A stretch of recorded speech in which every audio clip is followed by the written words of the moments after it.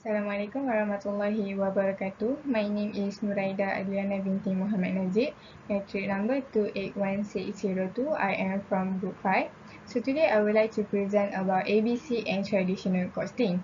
I will explain a little bit about history of ABC and also definition of ABC and traditional costing. So firstly, we should know what the meaning of costing. Costing is any system for assigning cost to any element of a business. There are two purposes of costing, which is through the internal reporting and also external reporting. Costing is most heavily utilized in any area of assigning cost to a product. We can refer this to by job costing, um, standard costing, and also process costing, and many more. Next, we move to the history of ABC. I will explain a little bit about history of ABC. ABC, which is also known as activity-based costing, is the most well-known management accounting innovation of the last 20 years. It was first designed in the United States during the late 1980s by Kaplan and Bruns. ABC costing can be considered as the modern alternative for the absorption costing, which allows the managers to understand more about the customer and the net profitability. For ABC evaluation, it actually have 4 phases, but I'm not going to explain it further. Like I have mentioned earlier, there are 4 stages of the evaluation of activity-based costing. You can see like in the diagram. For the first stages, there are three. It consists of 3 phases, which is phase for non-formal, second phase, and also third phase. Every stages we can see the difference in terms of relations, approach, focus, and the outcome. For the phase non-formal, you can see the outcome. For the phase non-formal and second phase, we can see the outcome is accurate costing system. And for the third phase, it is activity-based management. And for the second stages, it is about the process analysis. And the third one is sustainable enterprise systems. And fourth stages is about the outcome is integrated performance management solutions. For every stage, they focus on the same approach, which is micro, except on the third stage and fourth stage, they focus on macro approach. For the non-formal phase and the second phase in the first stage, they focus to accurate product cost, while the third phase in the first stage, they focus on product cost for decision making. For second stage, they focus on tactical costs, and third, they focus on strategic costs, and fourth stages, they focus on performance indicators. So next is ABC. As I explained earlier, ABC is also known as activity-based costing. It is a costing method that assigns overhead and indirect costs to related product and services. ABC is also a costing method that managers can use for internal cost reporting and decision making. It will also, when we use ABC costing, it provides valuable information for managerial decision making, as it is considered as a modern alternative to absorption costing, which allows managers to understand better about the products and customer net profitability. Uh, uh, as we can see the diagram below, there are five process in when we're doing ABC costing, which is identify activities and activity pools, directly trace or estimate cost to activities and cost object. Third, assign cost to activity cost pools, and then we calculate activity cost drivers roles. And fourth, assign cost to cost object, and lastly, we prepare the report. ABC also focus attention on cost drivers and also activities that can increase the cost. ABC also provides a method of products or service costing that more accurate, that can lead to more accurate pricing decisions. Next is traditional costing. So what is traditional costing? Traditional costing is the allocation of factory overhead to products based on the volume of production resources consumed. Under traditional costing method, overhead is usually applied either based on the direct labor hours consumed or machine hours. Traditional costing is still works well for the financial statement reporting because it is simply apply the overhead to the number of units produced for the purpose of valuing the ending inventory. So therefore, there is no consequence from a management decision making perspective. My name is Nur Akmahanis binti Kamel, metric number 280177. I will continue with the differences between traditional costing and activity-based costing. There are several points that we can see to differ these two overhead cost methods. Okay, the first one is primary focus. This is the main characteristic we must know to decide whether the estimated overhead cost in our company want to use traditional costing or activity-based costing. Both of these methods are used for allocation-based, but ABC adopts a different approach. Traditional costing sets a single metric for every activities involved in production, and then allocates costs based on the consumption of that metric. Usually, traditional costing using a volume-based allocation, such as units produced, direct labor hour, or machine hour. For examples, we have here company A that has two overhead activities, maintenance and inspection. Under traditional costing, the company will allocate the overhead using only one metric. For example, they choose machine hour. So, the company will first calculate the rate by dividing total estimated overhead with total estimated machine hour. So here, they get 4 ringgit and 50 cents per machine hour. Then, this rate will be multiplied with the actual machine hour in the production to get the overhead cost. Next, we will see the primary focus of activity-based costing.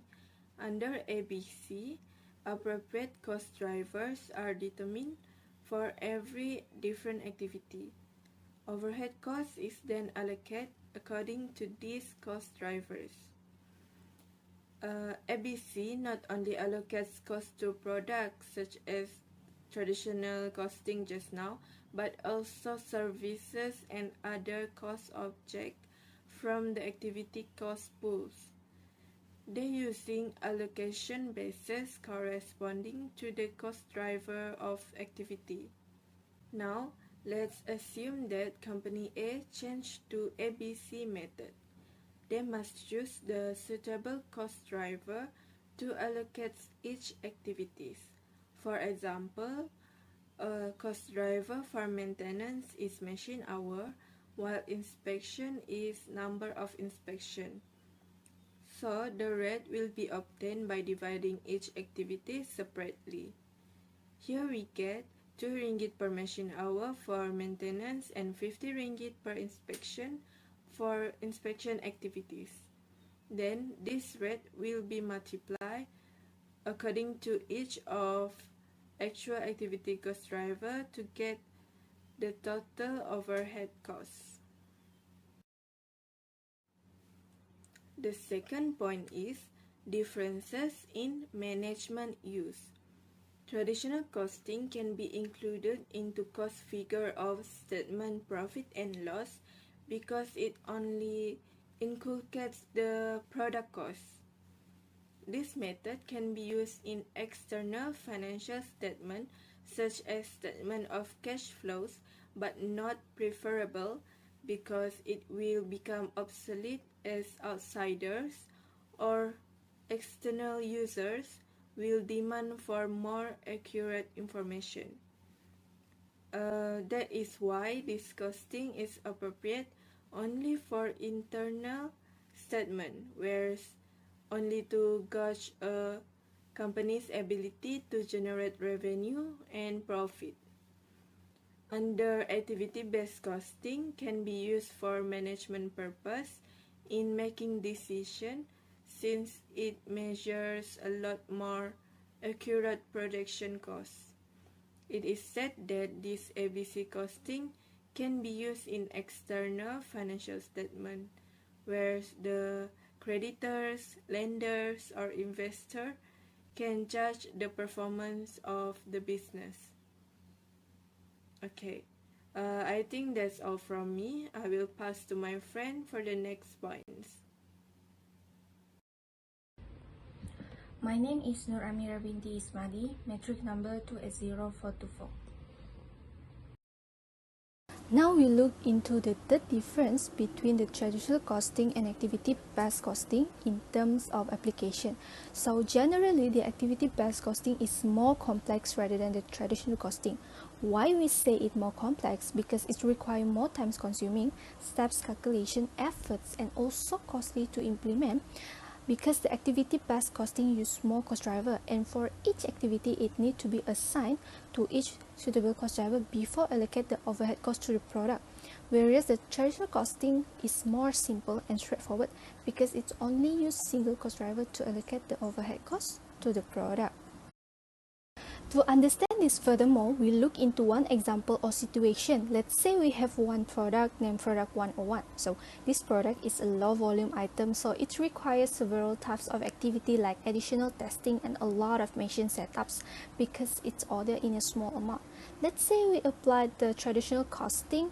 So this traditional costing is more simple. Like I said, we just use a single cost driver. For example, in this case, we allocate the overhead cost to product by using machine hours. So by using this machine hour as a cost driver, we could directly allocate the overhead cost to product after calculating the plain white or predetermined overhead rate. Meanwhile, if we use activity-based costing, this method will consider all the costs of each activity incurred in allocate the overhead cost to the product. This method is highly complex and complicated because it requires a lot of steps. Like first we need to identify the activities, then we need to assign the cost resources to the activity, and then next we need to identify the suitable cost driver for each activity. Then we need to calculate the overhead rate for each activity, and only after that we could proceed to calculate the allocations of overhead costs of each activity to the product. So in this case, we should assign machine setups and testing plus with the machine hours. So it requires more activity that derive to a lot of calculation and steps rather than using the traditional costings. Now we look to the fourth difference between the activity-based costing and traditional costing in terms of decision making. Normally, in order to a company to make a decision making, they requires an accurate information like accurate product cost as a guideline. So it will surely difficult to a company for choosing the right decision making if the allocations of the indirect cost is inefficient. As I explained in the previous point, activity-based costing is more complex while the traditional costing is more simple in terms of the allocation techniques. Hence, the traditional costing system are less pricey to perform since arbitrary cost allocation is widely used, which result in low levels of accuracy. As the consequences, it raises the cost of errors in product decisions made by the company. Contrary to activity-based costing, This costing is expensive, but it uses an extensive technique in allocate the cost. So this lead to high level accuracy and generate less error in the decision making process. Okay, now let me see one example to understand this more deeply. Let's say we have one product, which is product A. So this product A requires various of activities like production runs, machine setup, spatial engineering, and assembly. So if we are using traditional costing that use a single cost driver like machine hours to allocate this cost to the product, it will be lead to some miscalculations of the product through cost and distort the product cost later on. Because this product demands a lot of setups, spatial engineering, and production run activities rather than machine hours only. So the production cost might be undercost by using this costing and generate an inaccurate product cost and lead to misjudge in resulting the decision making later on. Meanwhile, under activity-based costing, it recognizes all the activities that cause a cost in the allocations of the overhead to the product later on. So this will lead to more precise and accurate product costs, and it will help the company to make the right decision making. Assalamualaikum and hello everyone. My name is Nur Shafika binti Mama with metric number 280915. Next, let us see the benefits and advantages of using activity-based costing ABC.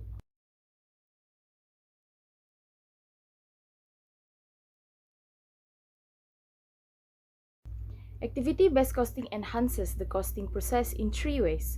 First, it expands the number of cost pools that can be used to assemble overhead costs. Instead of accumulating all costs in one company-wide pool, activity-based costing pools costs by activity. Next, activity-based costing creates new bases for assigning overhead costs to items such that costs are allocated based on the activity that generate costs instead of on volume measures, such as machine hours or direct labor costs. Lastly, activity-based costing alters the nature of several indirect costs, making costs that previously considered as indirect costs, such as depreciation, utilities, or salaries, traceable to certain activities. Alternatively, activity-based costing transfers overhead costs from high-volume products to low-volume products, raising the unit cost of low-volume products. Activity-based costing has becoming widely used because of several advantages. The first one is accurate product cost. As we know, activity-based costing will calculate the cost of the resources used in each of the activity and assign only to the products that demanded the activities. This will enable resources and overhead costs to be more accurately assigned to the products or services that consume them. Activity-based costing brings accuracy and reliability in product cost determination by focusing on cause and effect relationship in the cost incurrence. It recognizes that it is activity which cause the cost, not products, and it is product which consume the activities. Activity-based costing produces reliable and correct product cost data in case of greater diversity among the products manufactured, such as low-volume products and high-volume products. The second advantage is information about the cost behavior. Cost behavior is the manner in which expenses are impacted by changes in business activity. A business manager should be aware of cost behaviors when constructing the annual budget to anticipate whether any cost will spike or decline. Activity-based costing identifies the real nature of cost behavior and helps in reducing costs and identifying activities which do not add value to the product. With activity-based costing, managers are able to control many fixed overhead costs by exercising more control over the activities which have caused these fixed overhead costs. This is possible since behavior of many fixed overhead costs in relation to activities now become more visible and clearer. The next advantage is in terms of the use of excess capacity and cost reduction. Activity-based costing through the processes of pooling of activity costs and the identification of cost drivers can lead to a range of applications. These include the identification of spare capacity and the fostering of cost reduction by comparing the resources required under activity-based costing with the resources that are currently provided. This provides a platform for the development of activity-based budgeting in which the resources relationships identified by activity-based costing are used to project the future resource requirement. Lastly, the advantage of activity-based costing is helps in better decision making. It is important for management to know which products, customers, or purchase parts that contribute most to the company's profitability. Activity-based costing provides a more accurate method of product or service costing, leading to more accurate pricing decisions. Activity-based costing can now help usefully for manager to fix the selling prices of products as more correct data of product cost is readily available. It also increases the understanding of overhead and cost drivers and make costly and non-value adding activities more visible, allowing managers to reduce or eliminate them. Assalamualaikum and good day everyone. My name is Aiman Hakim bin Muhammad Rosli and my metric number is 280797. Now I will continue with the presentation of which should be used between activity-based costing and traditional costing. In this presentation, we will look at on which condition the activity-based costing and traditional costing will be used. First, we will look at on which condition that activity-based costing should be used for. Then we will look at what is the useful of activity-based costing with the example. Next, we will look at on which condition the traditional costing should be used for. Now, let's look on which condition the activity-based costing should be used for. Activity-based costing should be used when accuracy is crucial because it is the most precise. Although it is costly to implement, it should be used for times when overhead is high because small changes in each product cost can make a large difference overall. This method makes it easy to visualize and understand all indirect costs and activity. Besides, activity-based costing should be used for internal use because decision makers will be able to see all relevant spending and can document all indirect costs accurately. This method is good for finding area of wasteful spending. Now, we will look at what is the useful of activity-based costing first. Then we will look on the example. First, activity-based costing is useful in fixing the price of a product or service. Second, activity-based costing is useful in identification of unnecessary costs that could be eliminated. And next, activity-based costing is useful in identification of profitable product, activities, or department to which more resources should be allocated. Now, we will look at the example of fixing the price of a product or service. In the restaurant industry, activity-based costing seems to be used less frequently. A study in 2004 concluded that the use of activity-based costing was almost non-existent in restaurants. They surveyed 24 out of 100 United States restaurants in the highest revenue. Only one restaurant had implemented activity-based costing, while another was about to do so. In a recent study in 2020 that was conducted in Italy found that a combination of activity-based costing and measurement of price sensitivity yield more precise information about cost behavior as well as customer price sensitivity. This had the beneficial effect of providing managers with more reliable and accurate information about costs and enabling managers to make better pricing decisions. Next, we will look at on the example of identification of unnecessary costs that could be eliminated. Based on the study by Korzaklo and Splenis on 2010, they suggested the implementation of activity-based approach may enable the tourism industry to grapple with sustainability issues by, for example, identifying sources efficiency. In their study of a sustainable tourism on a Greek island, they found that activity-based costing was one of the tools that could help provide information about resources consumption and waste production. Now, we'll look at on the example of identification of profitable products, activities, or departments to which more resources should be allocated.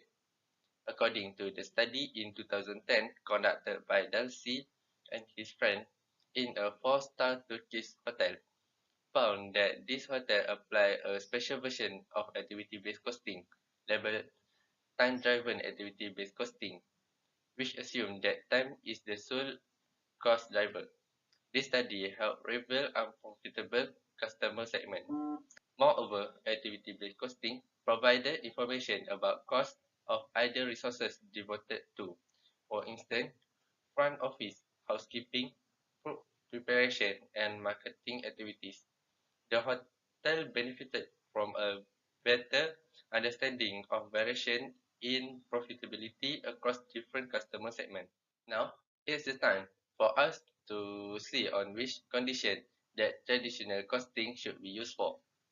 Traditional costing should be considered when time is limited or when accuracy won't be affected much by production activities. Traditional costing is most effective for times when overhead is low compared to the direct cost because this is when it will be most accurate. This works well when there are a large number of similar items or a single item being produced. Besides, traditional costing is most effective for external use because it will be easier for outsiders to determine the value of product. In conclusion, the use of activity-based costing generally seems to be limited. This might be due to many challenges associated with using activity-based costing. One common objection raised against the use of activity-based costing is that it is too costly to implement and operate activity-based costing system. There are also technical pitfalls and limitations associated with activity-based costing. Choosing appropriately between activity-based and traditional costing method won't be easy, but it's a decision that should not be neglected. Therefore, managers should evaluate both the cost and benefit of implementing management accounting system, such as activity-based costing. That's all for me. Thank you.